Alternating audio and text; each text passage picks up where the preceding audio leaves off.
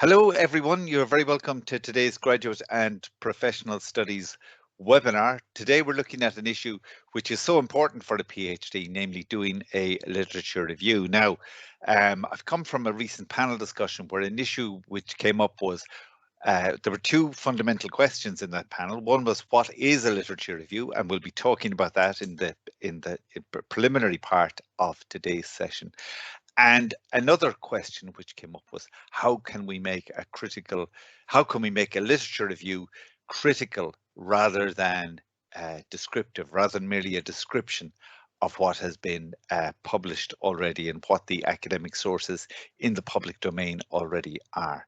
So let's begin. As I said, we'll just start with outlining what a literature review is, the purpose of the literature review, why it's so important, and then we'll look at the steps that can be taken with regard to writing a literature review, and then look at issues, for example, like the kind of themes that would arise, or how to outline your literature review structure, whether you do it chronologically, thematically, methodologically, theoretically, or whether in fact you have considered those issues already. You may not have, but this session may provide you with some information or some insight into how you can structure your literature review, even if you have begun it and even if it is well beyond the embryonic stage. I realize for some of you that you may not necessarily have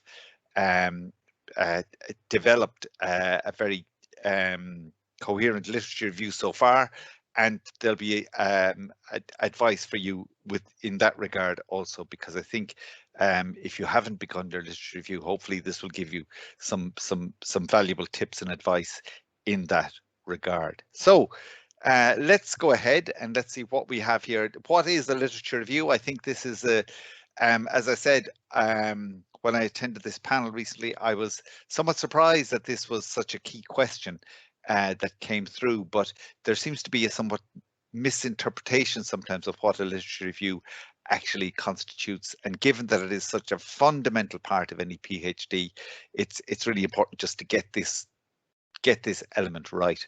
Edinburgh University have an excellent resource page with regard to the literature review in your PhD thesis. And their website says that a literature review is a piece of academic writing demonstrating knowledge and understanding of the academic literature on a specific topic placed in context. You could also say that a literature review is a critical recap of what has already been researched on a topic. A literature review, that the Edinburgh website continues, says, also includes a critical evaluation of the material. This is why it's called a literature review rather than a literature report. So the element of criticality lends itself to why it's called a review rather than a report. And we'll talk about this in more detail throughout this webinar. So why write? Why is there the expectation in a PhD that you write a literature review? And I know when I began my PhD, I come from straight through as an undergraduate, and doing a literature review was something new for me, and at first seemed quite intimidating, the notion of putting together this coherent body of work which constitutes a literature review. But we could say that the importance of writing a literature review is it helps your own study to make sense. It has, and for your study to make sense, it has to be situated in the literature that is there in the public domain. So it means that you must relate to what others are already talking about. And I think I found this analogy in PhD Proofreader, and it said that if you want to build a new mobile phone, you would have to research how other mobile phones have been constructed. You'd have to, if you like, to reverse engineer back to see how other mobile phones were built. So you can find out by looking at how something was constructed in the past. You can see where it can be improved, and then design one that builds upon and is a better model than what has already been in place. So that's a good analogy with a literature review. It helps you to look at what is already there and to create something new based upon what is already in the public domain. So we talk so much about, a PhD being a contribution to knowledge, or creating new knowledge, or moving from the transmission to the transformation of knowledge. And the literature review is essential in allowing you to do that, and we'll see the reasons why. So a literature review is important to demonstrate your understanding of the topic, your interpretation and analysis of the relevant literature. And again, that's all to do with being a critical researcher, your clarity of thought, and your power of argumentation. And as we talk later, it also helps you to find your own voice as a researcher. The purpose of the review would be to provide background information on what has already been done. It will establish the importance of your own research topic, and that's a really essential element to within a literature review. It allows you to show why your research is so important. It allows you then to justify the significance of your own study by showing how your research addresses a gap or contributes to a debate. And we talk a little bit about that later, just about how it's about addressing that gap. It's not always about filling a gap. That sometimes is what is given as the reason for a literature review, but it usually it's about addressing a gap rather than necessarily filling that gap within the literature. Or indeed, you can justify the significance of your study by showing how it contributes to a debate in your academic discipline. It also allows you to show how familiar you are with the topic, and if you like to set, as it says here, the scholarly context for your own study. It allows you, and we talked about the theoretical framework in a recent webinar, but it allows you to develop a theoretical framework and a methodology for your own research. And again, you can see here just how important it is in terms of, say, what it allows you to do with the rest of your PhD. So that's why a critical review is, a literature review is so important to your study. It allows you to position yourself and show where you stand in relation to other researchers and other theorists in the area. And it helps you to read the sources critically. And again, as has been said, and we talked about this in the How to Be a Critical Researcher webinar and the webinar on critical thinking, being critical does not necessarily mean being negative. It means, I'll talk later about the difference between being descriptive and being critical, and how these how one is differentiated from the other, and how being in a literature review, being critical is much more effective than being descriptive. Okay, so what does it do, the literature review, for your thesis? So it helps to situate your research within the wider academic community. It reports your own critical review, and again, you'll see this word come up again and again today. Critical review, not merely descriptive review of the literature, and it identifies the gap, as we said, that your research will attempt to address. So I said here, use of address a gap, as I said earlier, not necessarily to fill that gap. So the literature review, the importance of it is because it highlights, what's already been written, the key authors, the key works in your area, the main theories and hypotheses that have already been articulated and written in your area. It allows you to demonstrate or to show the main themes that already exist in the literature, and we'll talk a little about this later, because when you're writing a literature review, one of the important elements will be to identify themes and debates and gaps and trends and patterns that are already there in the literature, and if you like to look at debates and contradictions within the literature, to look at influential studies and the gaps that exist within those studies also. And it will show you, if you like, gaps and weaknesses that your study will attempt to fill. So, or will attempt to address. So a basic literature review should contain, you know, an introduction, the main body, which will contain a summary and synthesis. And I'll talk later about summary and synthesis and why sometimes they're taken for granted, but just want to give you a little bit more detail about what a summary of a literature is and what a synthesis of a literature constitutes, and a conclusion. So that's a simple, if you like, or outline or sketch of what a literature review will contain.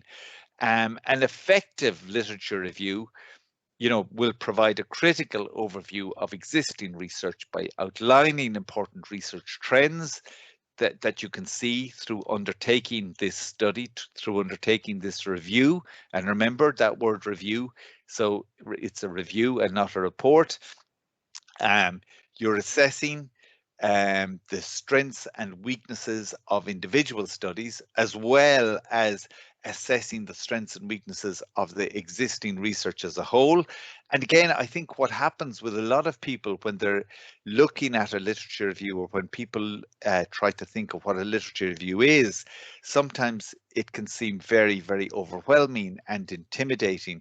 But actually, I think it's important to stress that a literature review is not as intimidating as it may seem. I know I'm using a lot of terms here today which might somewhat be, which you may find somewhat overwhelming, but I can assure you that a literature review, once you understand the basic concept of a literature review, it really makes it so much easier to break it down and to undertake a review, and to undertake a really, really effective literature review as well. And again, something which, you know, can come back to things like imposter syndrome and confidence, and is that an effective literature review can really help you to begin to find your own voice as a researcher, and to create a space for current and future research for you, by you, within this discipline or within this field. So I think that's something which, again, as I said, you know, you see sometimes examiners' reports and they say, great thesis. I would love to have seen more of the researcher's own voice coming through in this. And sometimes that's a question of confidence, where people are a little bit intimidated by the literature that is already in the field, and have the sense of not being able to think of themselves as an expert in the area. But doing an effective literature review will really instill in you a deal of confidence, which will allow you to find your own voice, and to help to grow your own identity as a researcher. And that's so important when doing a PhD, you know, because it is your work. You are the person who will effectively, you know, become the expert in the area by the end. So it's important that you find your voice as a researcher, that you can distinguish yourself as a researcher. And the literature review is a really good way of helping you to distinguish yourself as a really excellent researcher. So literature review, as I say, it may seem intimidating and overwhelming, but it actually, it's so effective and so helpful for your PhD overall. And it's not as difficult as it's sometimes made out to be, or sometimes constituted in some of the literature, you know. So really, everybody who is on a PhD program is well capable of writing an effective literature review, but it is so important that your literature review is effective because of what I've just outlined there, and for several other reasons as well. So it should be framed, I always say, and again, supervisors have different interpretations on this, but I always think that a literature review, or an effective literature review, should be framed by your initial research question, because your research question will just guide you through, you know, so many elements of your thesis.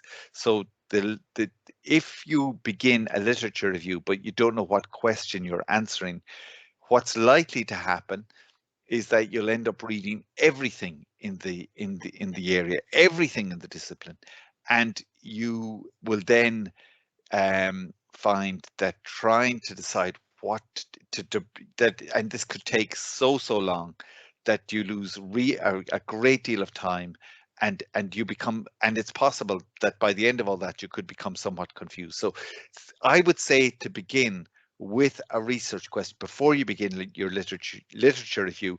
Think of what your research question is going to be, and it doesn't necessarily mean that this is the research question you'll end up with, because as I've said often, you know, a research question is an iterative process. You sometimes have to go back to refine, to hone the question again and again.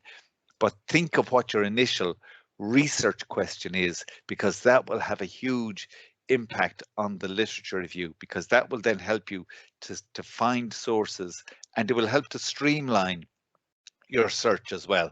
Because as I said before, you know, one of the great benefits of technology, but also one of the great problems of it, is that now, you know, literature is available, you know, immediately. It's available, you know, there are hundreds and thousands of sources. I'm going to show you something later called connected papers, which can just demonstrate to you how many sources.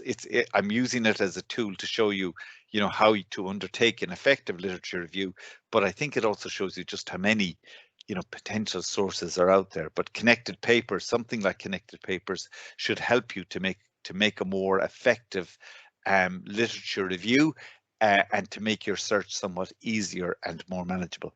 So I would say, you know, if I were your supervisor, I would say that before beginning your literature review, that you should have an initial research question. And even, you know, as I said, this may be a research question which changes, but again, so important to work with your supervisor or supervisory team on this, and to think of what your research question and research questions are going to be.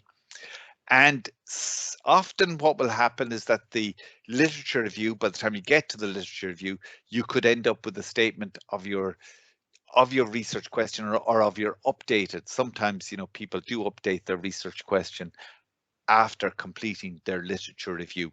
So again, this can be a discussion for another day, but if somebody wants to raise this later, please feel free to do so. The literature, and obviously must be of some relevance to your study, and that's why I think having a research question there is so at the beginning is so important. Your research question is going to be like your North Star. It's going to be the guiding light with regard to your PhD journey. So the literature that you choose, you know, must be of some relevance to your study. You know, if you're working in a particular area, don't cite sources from disciplines which really have no relevance to your study. So the literature must have some relevance, at least, to your own study.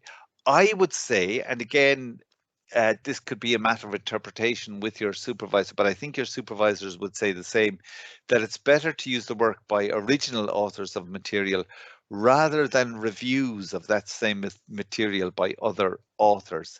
So I would say when you're doing your literature review, to use the original works rather than, say, looking at reviews of those works by other authors. I think that makes for a more effective literature review. But again, it may depend on your discipline. This is something to discuss with your supervisory team if you think this may be an issue. And it's always good to be selective and to ask yourself, why am I including this? Why am I including this particular piece of literature in my own literature review, and will it fit? And there are lots of questions you can ask about that in relation to that, you know. So just think of, you know, every time that you're including and that you're critically appraising and analyzing a piece of literature, think, why am I including this in my literature review?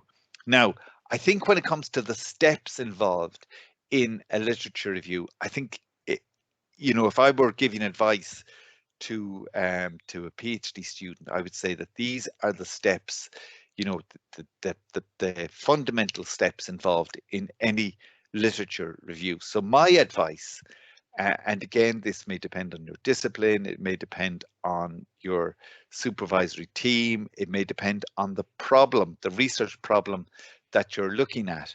But I would say, first of all, define your topic. What is the topic that you are researching? That's the very first thing to do.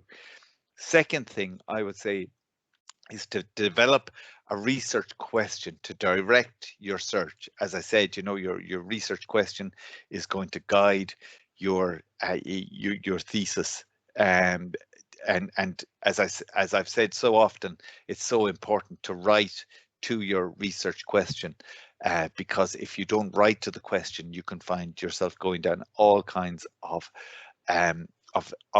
routes and in different directions, and it can be very difficult to keep track of what your thesis is actually about. So writing to the research question, keeping your research question in mind, keeping even your research question, writing out your research question and sticking it onto your laptop as you write, or your workstation, or wherever, is always a good idea, because it really helps it to keep you focused, to keep you directed, to keep your research in going in the direction which you want it and which you need it to go in. Because, as I said, there are so many thousands of sources now available, and even the most arcane or abstruse or esoteric topic that really you really need a research question as a way to direct your search. Again, speak to your supervisory team about this, because they may have a different interpretation, but that would be certainly my advice.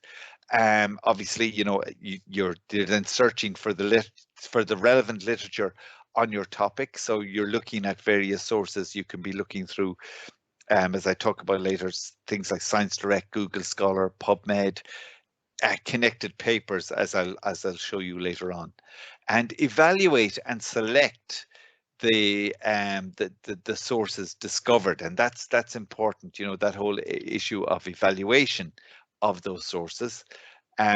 Identify the themes, the debates, and the gaps in the literature. So there you're looking at things like themes, or trends and patterns in theories, in methods, or in results. You'd also be looking at things like themes, debates, or contradictions, or influential studies, or what the gaps are in the literature.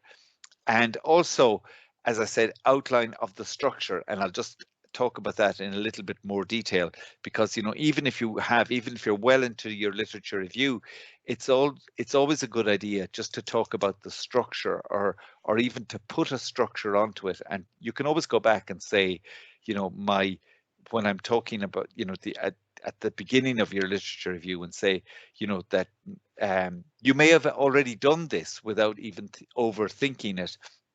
You may have done your literature review, you may have begun it in a thematic fashion, or you may have begun by, discussing opposing theories or models, looking at it in a theoretical, putting a theoretical structure onto it, or a methodological, where you're comparing the different research methods been used across various studies.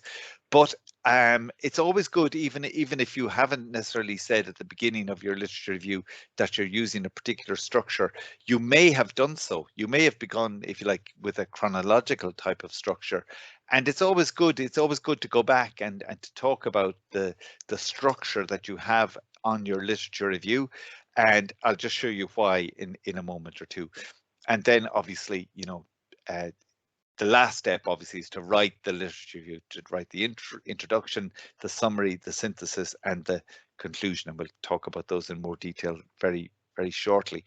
So just about structure and why I think that is important. And again, if I were advising students at the beginning of their literature review, I would say, think about the structure. Think about how you might do this. Are you going to do it in a chronological fashion? Are you going to look at the literature from 1970 through to 2020, and look at it in that fashion, and take this lens which looks at it in a chronological manner, and look at the most important literature at various dates along the way, and talk about that, and look at how a discipline evolved, or how your niche area evolved over time, and do it in a chronological manner, and nothing wrong with that. And again, speak to your supervisory team about the finer detail with regard to that. But that's one way of structuring your literature review.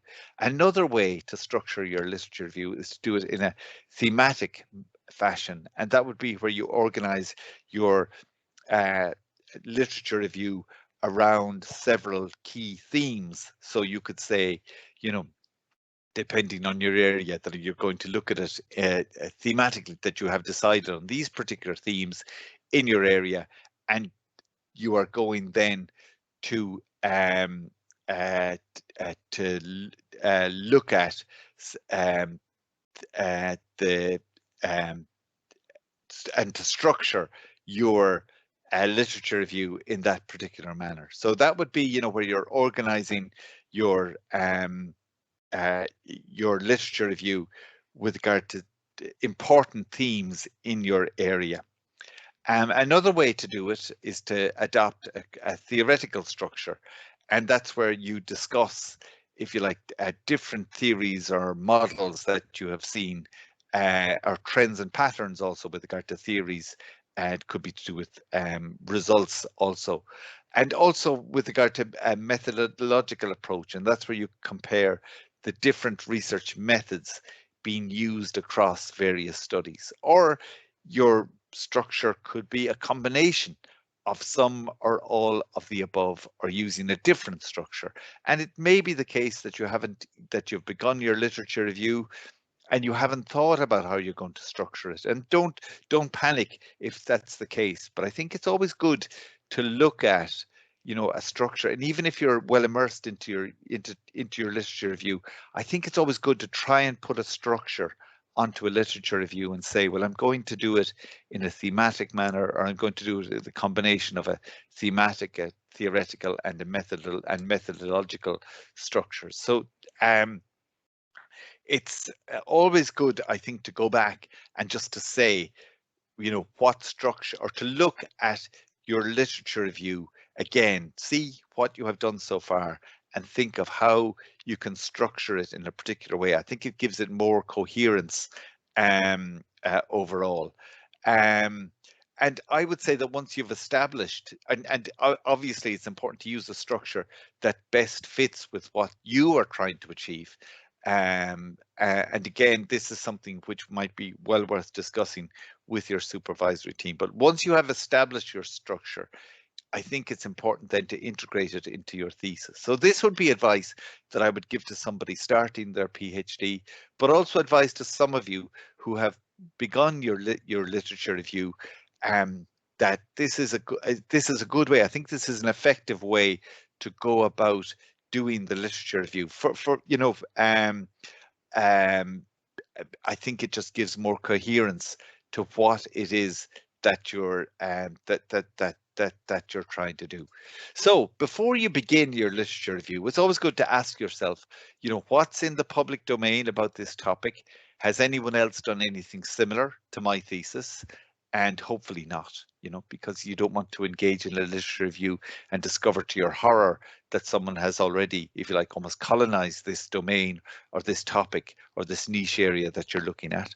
So what I think also, just ask yourself, and again, forgive me for repeating this, but I just think it's so important. I think it has to be repeated. Ask yourself, what research question or what research questions am I asking, and why? It's no harm to ask yourself, why am I asking that particular research question? This is something a lot of people don't do, but I think it's worth asking, why this particular question rather than another. And think of, is your research relevant, or is your research relevant to the research, theory and practice in your field already? So that's no harm to ask yourself those particular. These are tough questions sometimes to ask yourself, and sometimes we don't like the answers that we get when we ask ourselves tough questions. But these are good questions, I think, to interrogate yourself with. And you can also ask yourself, well, will my research, will it? And again, something well worth discussing with your supervisory team. Will your research, will it accept or will it confront the prevailing orthodoxy in your field? And it's amazing. I have seen instances of students, where they confront the prevailing, not necessarily in this institution, I've seen it in other institutions, where students have confronted the orthodoxy in their field and found somewhat aghast supervisors who were almost horrified that a neophyte researcher uh, could challenge the prevailing orthodoxy in the field. So, some supervisors are exhilarated and excited and love the notion of a student challenging the prevailing orthodoxy, but not everybody does. So again, something which may be worth considering, will you accept or confront the prevailing orthodoxy in your field? You're not necessarily expected to, because you're very much an early career researcher. But again, it's just something worth considering, because sometimes you can find that your findings actually does confront the prevailing orthodoxy in your field. But it's also worth asking, how can your research help to enhance understanding of the area? That's another really, really important question, which I think you should ask when you are undertaking a literature review. And again, just another kind of practical tip here. And again, please, I hope you're not thinking, oh my God, my literature review will never suffice, or my own literature, my own work, will never be up to the standard that is seemingly being demanded by academia. But no, as I say, a literature review is not as intimidating. It's not as overwhelming as it's sometimes made out to look. Um, there are certain steps you can follow, and I think if you work with your supervisory team and plan the literature review in a coherent way, and in a way which will allow you to do an effective literature review, and to do a literature review which is a critical recap of what's already been researched on the topic. So think of it, you are not in the literature review, you're not creating something new. There isn't that pressure on you there. What you are doing is you're providing a review of what's there already. So it's not as intimidating as, say, for example, creating new knowledge, or engaging in the transformation of knowledge, or engaging in that, like, that epistemic shift, we may say, from being, predominantly an absorber of knowledge to being a transmitter or a creator of new knowledge. So think about, so again, um, as I say, there's a lot here today about a literature review, but it's not as intimidating as it may seem. So think about it. I think also it's good to think about this, and you may not necessarily have done so, but I think it would be helpful. And for those of you who are in the initial stages of your literature review, I would say, if I were offering students advice with regard to a literature review, I'd say also to think about this. Do you begin narrow or do you begin wide? So what I mean by that is, you may wish to make a decision about whether you'll start with a narrow focus to your literature review and work outwards from there, or whether you start wide and focusing on the discipline. So you may decide you're going to focus on a particular author or a particular niche area within your own niche area, if that makes sense, and then to work outwards from there. Or you may start by looking at a large element of the discipline, or a large element of your field, or a large element of your niche area, and then begin to focus and then begin to narrow your search inwards. A lot of people don't necessarily think about how they're going to work or structure their literature review, but it's worth considering. It's not something that's fundamental. It doesn't mean your literature review is going to be a disaster if you don't do this, but it just helps you to structure it, I think, in a way which will make for a more effective literature review ultimately. But people have their own working styles, and there's no obligation whatsoever for you now to go away and think, oh, I must think of, will I begin narrow or will I begin wide? And this is very much a conversation for you and your supervisory team to have, but it's something which I think is worth considering. I think it's a good idea to decide on your strategy with regard to this at an early stage in your review. And as I say, sometimes people don't make this decision, and I'm not sure if it leads to a more effective literature review. So I think just think about, whether you start wide or start narrow. I think it's a good idea. I don't think it's fundamental. I don't think it's going to be something which means that your PhD is a disaster, or your literature review is a disaster, or anything like that whatsoever. But it's just good to decide on the strategy at an early stage in your review, because what it does is it helps you maintain control of the literature review itself. So after you begin, ask yourself, how do the different studies I'm looking at relate to one another? That's a good question to ask. Ask after you begin the literature review. Then ask yourself, am I examining these sources with a critical approach? And we'll just talk about that in a moment.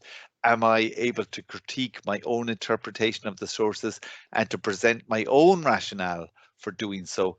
And what sources need to be further explored and interrogated? Again, just good. I think these are good questions to ask yourself, as you begin and after you begin the literature review. Think, ask yourself, how am I selecting the evidence? What methods am I using? Have I cited and discussed studies that don't agree with my perspective? Again, I think it's important to do so, I would argue. Will anyone reading your review, will your supervisor, will the examiners ultimately, will they find this review relevant, appropriate, or useful? And again, your examiners and your supervisor may be your only audience, so think of them as you're writing. It's good to keep them in mind. And as somebody said recently, be kind to your readers. That's important also. They don't want to wade through something to have to find, the kernel of what it is that you're trying to say. So make sure it's relevant, appropriate, and useful. And think also of what evidence is lacking, and what evidence is inconclusive, what evidence is contradictory. Think of all these things as you're going along and after you begin your literature review, and think of what methods are appropriate and unsatisfactory, and whether you need to use different methods to answer the particular research question that you have set. And again, this is good advice, and also from I think this was cited by the University of Edinburgh also. Think about it. Another good question to ask is, am I building an argument or building a library? And again, at that wonderful workshop that Hugh Kearns gave recently on turbocharging your writing, he talked about the phenomenon of readitis, where we can read forever and think of, because there are so many thousands and thousands of different sources out there. So think about that. Are you building an argument with your literature review, or are you building a library? And again, it doesn't have to be that binary or that simplistic, but it's a good question to ask, I think. Okay, and just when you're analyzing your literature review, so it's not, when you're analyzing the literature, the review is not merely a list of studies. It's an argument or a critical commentary. It's a review, after all. It's a critical commentary about a body of research, and it needs to contain a balance of summary and analysis. So these are just some ideas for how a critical review can be distinguished from something that's descriptive, because in a critical analysis, you will identify themes, you will identify gaps, you will identify debates and contradictions, rather than merely stating what they are. You will weigh up what the different sides are, what the different debates are, what the different trends and patterns are with regard to theories. You will argue your case about, the various contradictions that you see, or the various influential studies that are there. You'll evaluate the debates and the gaps and the various patterns with regard to theories and methods and results. You'll structure your study in a way. You'll think of it in terms of, I would say, when you're what distinguishes, a good review, what distinguishes a literature review from a literature report, are all of these, but also things like what I mentioned earlier, your structure, be it chronological, thematic, theoretical or methodological or a combination of all of those or something else, that's always good rather than merely, listing what literature is there.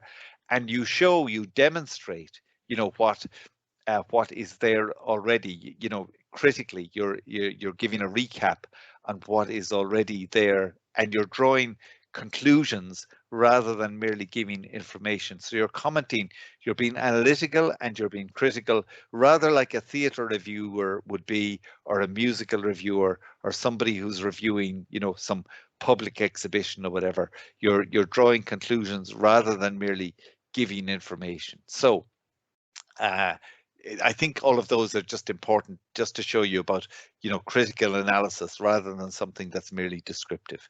So I talked earlier about summary and synthesis, and I'll go through these quickly because I want to have time for your questions. And when you summarize and synthesize this is about the summarizing and synthesizing the key findings which are relevant to your study from each of the major to your own project from each of the major studies. So consider asking the following questions about your field. What is in the public domain about your research topic already? What are the key arguments? What are the key characters, the key concepts, the key figures that are already there? What are the existing debates and existing theories that are already there? And what kinds of methods and methodologies are used by scholars in your field when they are trying to answer a particular research question? And again, so important here to talk to your supervisory team about this, and they'll give you invaluable advice with regard to summarizing and synthesizing the key findings. So when we talk about synthesis, what that means is bringing together different sources into a coherent whole. So you want to bring all those sources together into a single coherent unit. So it's about the creation of an integrated and a structured review of the sources in your thesis, but of relevant sources. So obvious that word again, relevant. Just make sure that the sources you're using are relevant to your study. So you'll need to include a persuasive argument in your review for why you are undertaking this project. That is so important. You need to show the importance of your study, and as I say, this is something which you need to emphasize and demonstrate in particular for your examiners and for your supervisor, or your supervisory team. And it's hugely important to ensure that you've constructed your synthesis well and with a sufficient amount of supporting evidence. And again, that I would use that term critical. You're engaging in critical analysis. You're not merely describing what is already there. So when we talk about a literature review, we talk about comparison and critique, and that allows you to see the strengths and the weaknesses of your own field of research. As you compare studies in your field, you'll begin to become a more discerning and a more critical reader.